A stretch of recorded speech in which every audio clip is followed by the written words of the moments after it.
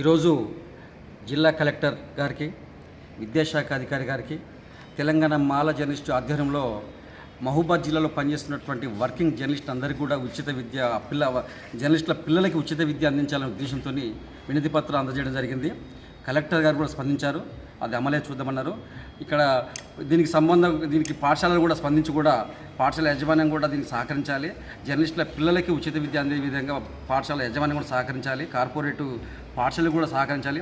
అలాగే మహబూబాద్ జిల్లాలో ఉన్నటువంటి రాష్ట్రంలో ఉన్నటువంటి ప్రతి ఒక్క ప్రజాప్రతినిధులు కూడా ప్రభుత్వం కూడా స్పందించి జర్నలిస్ట్ పిల్లలకు ఉచిత విద్య అందే విధంగా జీవో తయారు చేసి చర్యలు తీసుకోవాలని చెప్పి కూడా మేము మా సంఘం తరఫున డిమాండ్ చేస్తున్నాము. ప్రతి జర్నలిస్టుకు, ఎందుకంటే తెలంగాణ ఉద్యమ కాలంలో కూడా జర్నలిస్టు చాలా కష్టపడ్డ వ్యక్తులు.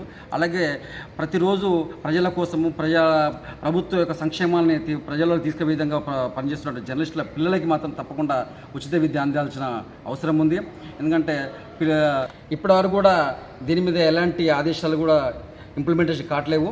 ప్రభుత్వ అధికారులు కానీ, కలెక్టర్ గారు కానీ, డిఓ గారు కానీ, ప్రజాప్రతినిధులు కూడా సీరియస్గా తీసుకొని ప్రజల కోసం పాటుపడుతున్నటువంటి జర్నలిస్టుల యొక్క పిల్లల యొక్క భవిష్యత్తు కోసం ఉచిత విద్య అందే విధంగా ప్రైవేటు పాఠశాలలో ఉచిత విద్య వైద్యంగా చర్యలు తీసుకోవాలని మా యూనియన్ తరఫున మేము డిమాండ్ చేస్తున్నాం.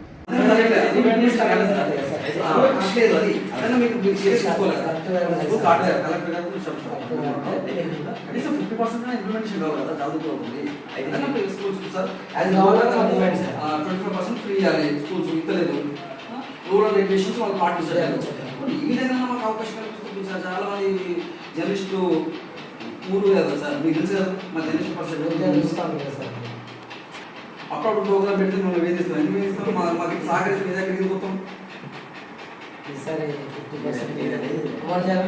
ఏదైనా ఖచ్చితంగా సార్ అమలు